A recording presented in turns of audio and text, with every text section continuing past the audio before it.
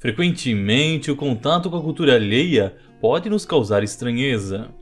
Alguns costumes, tradições e símbolos parecem tão deslocados para um observador estrangeiro que o sentimento gerado não pode ser outro senão de dúvida e repulsa.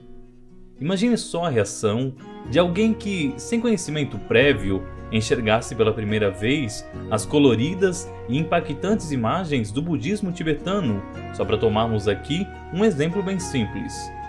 Ele pode até pensar, esse observador, que se trata de alguma apologia a qualquer divindade demoníaca ou algo pior, quando na verdade estamos falando justamente do oposto.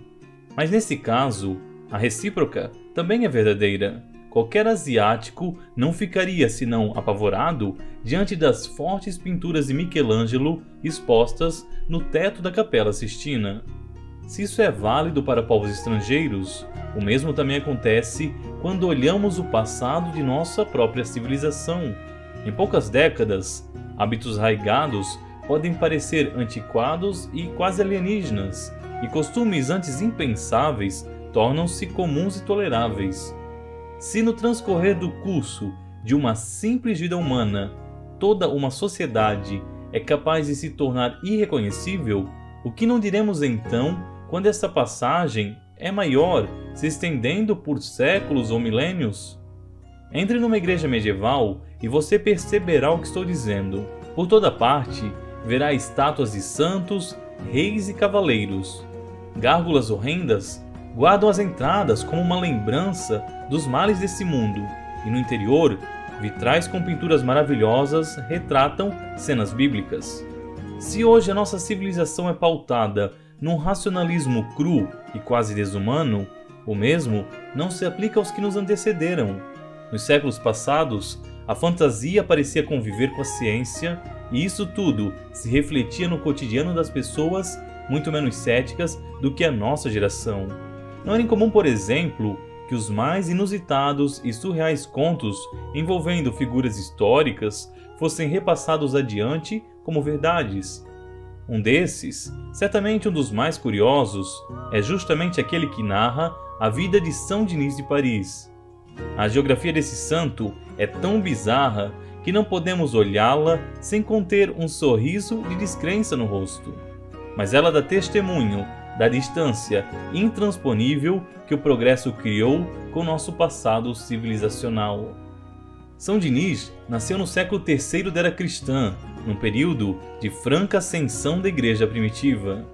Ainda que os cristãos alcançassem as camadas mais altas da sociedade, os governantes pagãos de Roma continuavam a dar demonstração de força e poder e brandiam pesadamente sua espada contra os seguidores da nova fé. Nesse contexto, Diniz cresceu e se criou como um membro da igreja primitiva. Sabemos pouco sobre sua história pessoal, contudo, os relatos deixados nos dão conta de que se trata de um rapaz muito inteligente, caracterizado por sua oratória irrepreensível. É bem provável que ele tivesse vindo daquelas famílias relativamente ricas de Roma, dessas que cada vez mais se convertiam ao cristianismo. Sua boa educação fez com que o Papa o enviasse, junto com outros 7 jovens, para a região da Gália, a mesma província que séculos antes havia sido anexada e pacificada por Júlio César. Assim partiu Diniz com seus colegas.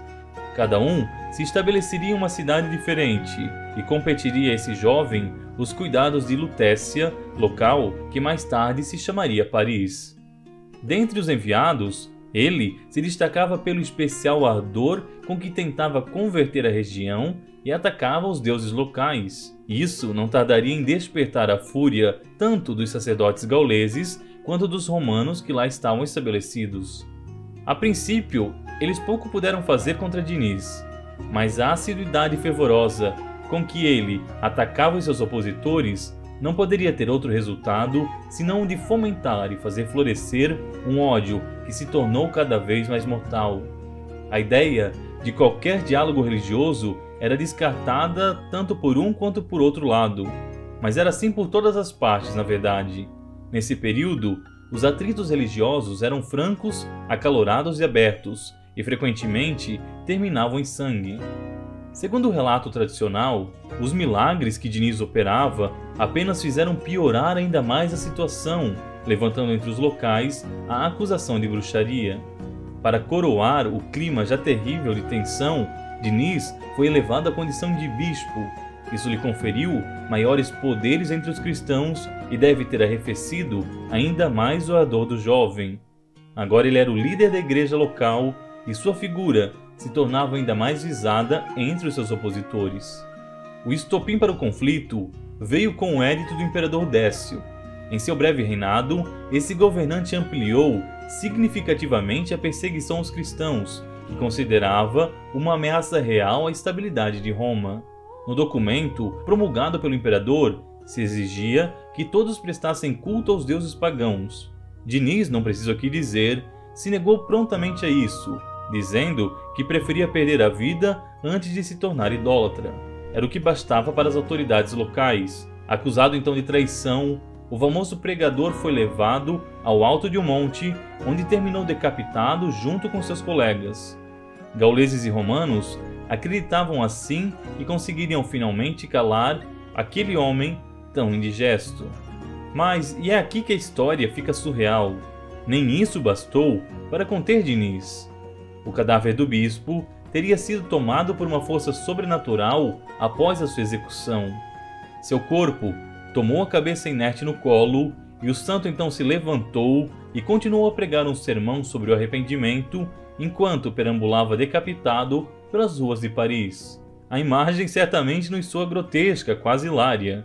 Um cadáver segurando a sua própria cabeça amputada, sendo que esta ainda insiste em falar, mesmo após a morte. O morto-falante teria caminhado até uma pequena vila, onde finalmente caiu inerte ao solo. Tal espetáculo converteu inúmeros locais, e os executores, com medo daquela magia estranha, jogaram o corpo no rio. À noite, enquanto todos dormiam, os cristãos resgataram os restos do santo e os sepultaram dignamente. Mais tarde, movido pela fé dos parisienses e pela propagação desse relato, São Diniz seria levado à condição de padroeiro de todos os franceses, um homem muito amado e cultuado pelos católicos dessa terra. Se você ficou até esse momento no vídeo, talvez está pensando quais motivos me levaram a trazer essa história para o canal. Com certeza, é claro, eu gosto de buscar contos que nos ajudem a ter uma visão mais rica e profunda do passado, mas não é esse o caso. A grande moral por trás do episódio de São Diniz é que a verdade continua a ressoar, mesmo que muitos busquem sufocá-la. São incontáveis os exemplos de mártires feitos por governos que só ajudaram a aumentar ainda mais o interesse da população por certas doutrinas. Às vezes, os movimentos da história não podem ser contidos nem pelos tiranos mais autoritários, principalmente quando esses movimentos estão fundamentados na carne crua da realidade. A verdade, no fim das contas, é como São Diniz. Mesmo que aparentemente consigamos matá-la, arrancar sua cabeça, ela ainda nos perseguirá e nos atormentará, falando em bom som aquilo que precisamos ouvir. E se você gostou desse vídeo da história de São Diniz, curta e mande ele para os seus amigos também. Isso é de grande ajuda para o canal. Até mais, se Deus quiser.